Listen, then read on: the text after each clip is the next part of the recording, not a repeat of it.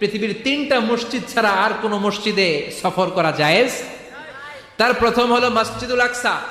এই মসজিদুল আকসার ভেতরে 1 রাকাত নামাজ পড়লে 500 রাকাতের সওয়াব দেয় কে?